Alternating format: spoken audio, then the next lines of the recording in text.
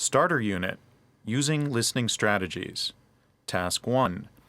Different kinds of listening tasks involve different kinds of listening strategies. Sometimes we need to listen for gist or for the main idea. In some cases, we need to infer information that is not said directly. 1. It's kind of noisy in here, yeah? Sure is. It's a great place, but they could sure turn down the music. No kidding. I'm Jennifer, by the way. Hi, I'm Steven. I don't think I've ever seen you here before. Is this your first time? 2. Hi, can I help you? Yeah, I'm looking for a great CD I heard recently. It's Beethoven's Symphony No. 9. You know the one recorded in Berlin last year? Oh yeah, it'll be in our classical section. Here, I'll show you. Okay, is this the one? Yeah, great, thanks very much. Is there somewhere around here I can listen to it? Sure, I'll just get you a set. 3. Hey, Jill, you see that guy sitting over there? You mean the one in the black t-shirt? Yeah, what do you think? Do you think he's single? Sarah? I wouldn't have thought he was your type. Well, Well, he could be, I guess. Why, do you want to go up and... 4. So, Brad, first you enter your username and password. Here? Yeah, that's right. Okay, what next? Well, you see this icon here? Click on that, and it will open a new window. All right. Now do I type what I'm searching for here? Not yet. First you need to... 5. Now, if we look at the next graph, you can see the sales for this quarter compared to the sales for last quarter. As you can see, we're 37% up on last quarter and 17.5 million ahead of our target. Much of this fantastic growth can be attributed to strong growth in Southeast Asia and Korea. Now, if we move on, you'll see that... 6. what I'm saying is first you need to go out of the arrivals area and turn left. Okay, what then? Right, then go down the escalators to the subway platform and take the train to Broadway Station. All right. Okay, then go out exit C and turn right. Our building's across the road. Okay, when I get there, I'll ask at reception. Good. The meeting will probably have started by then, so I'll have someone come down and meet you, and then we'll... 7. Well, your qualifications look very impressive. You just finished your MBA in January, did you? That's right. I'd been working in a bank for a few years and decided to go back to school to study business for a year. Well, first, let me tell you a little about the responsibilities of the position, and then hopefully I'll be able to answer any questions you might have. That sounds good. Okay. Well, you'd be reporting to... 8. So you can see how this would have contributed to the start of the First World War. Yeah, I see. Thanks very much. Oh, I have another question about the assignment. Yes? Well, I'm having trouble locating some of the references for my essay. I'm looking at Eastern Europe in the late 19th century, and one of the papers... Task 2. Another strategy is listening for purpose. That is trying to understand the speaker's intention. When we listen, we may not hear or understand every word, so guessing and predicting are also useful strategies to use. Listen. What is the speaker doing? Circle the purpose of each statement. Then predict what the next speaker will say. Write your response. 1. Oh, I'm really sorry. I've knocked over your coffee. 2. Could I see a menu, please? 3. You just go down Pete Street and turn right on Fort Road. 4. I love your new haircut. 5. Mary, this is Simon. 6. So you're looking for a romantic restaurant? Well, if I were you, I'd try Pasta House on Main Street. Now listen to hear how the other speaker responded. 1.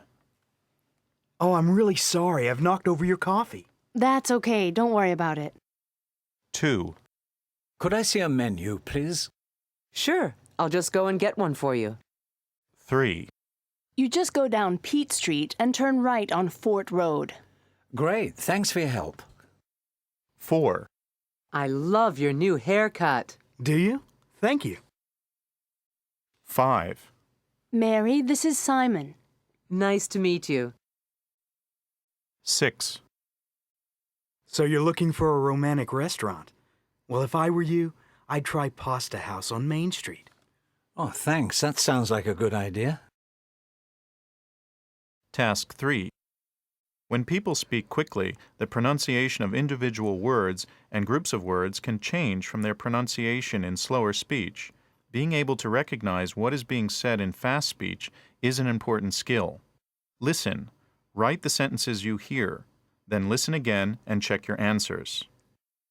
1, What'd you do yesterday? 2, Could you pass me that piece of paper? 3, I have to study English for an hour and a half every day. 4, Do you used to live in England? 5, What'd you think of American TV? 6. That's the book I used to use. Task 4. Sometimes we need to listen for the most important pieces of information. The next 2 tasks involve listening for key details, first in a lecture and then in a conversation. Listen to the lecture. Number the listening strategies in the order the lecturer mentions them. Then listen again. Give examples of each strategy. Today, I want to give you some tips about what to do if you're having trouble understanding. These are called strategies, listening strategies. And if you use them wisely, they'll really help. Believe me. There are lots of listening strategies you can use, but today we'll be talking about 3 important ones. First, you don't have to understand every word to be a successful listener. Not even native speakers listen for or understand every word. Just listen for key words. You can usually pick those out because they're the ones with the most stress. Examples of key words would be important pieces of information, like the names of people and places, times, dates, and so on. The other 2 strategies I want to talk about are good to use if you're having a conversation with someone and are having trouble understanding them. These strategies are asking for repetition and asking for clarification.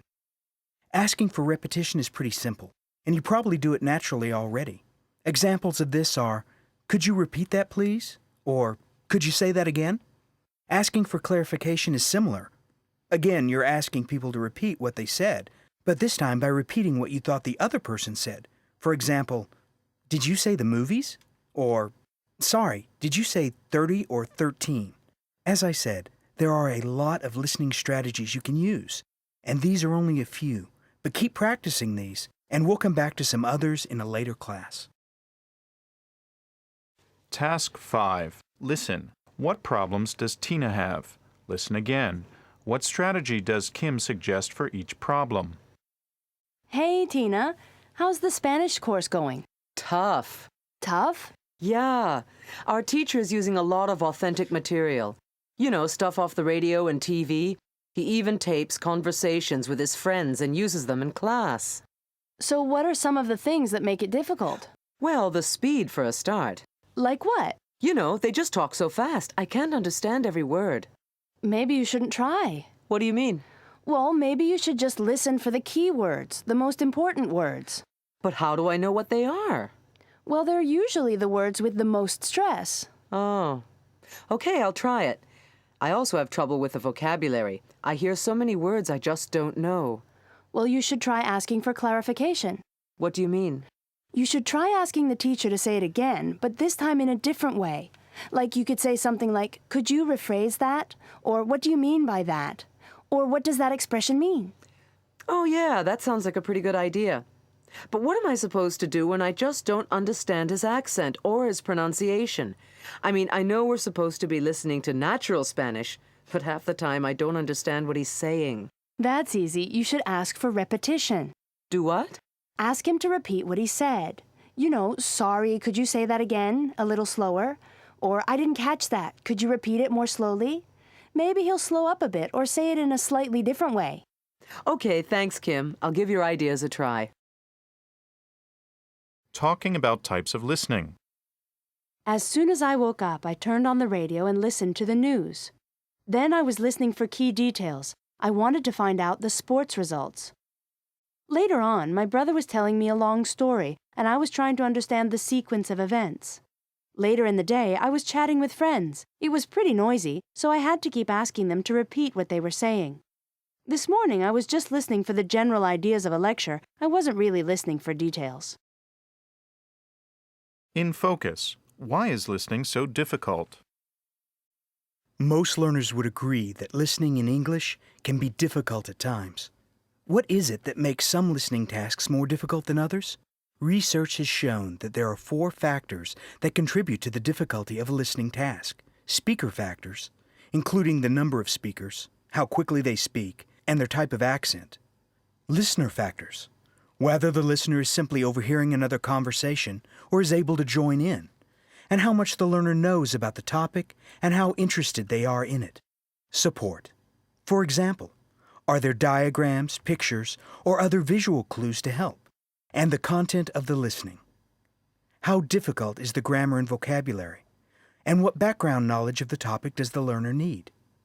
Also, listening is easier when information is presented in the same order as it occurred in real life. Is listening in English difficult for you? What factors do you think can make listening difficult? I really find listening to technical language difficult. There are too many words I don't know. Listening to English would be a lot easier if everyone spoke a bit more slowly. I'm okay when it's just one person, but listening to a group is tough for me.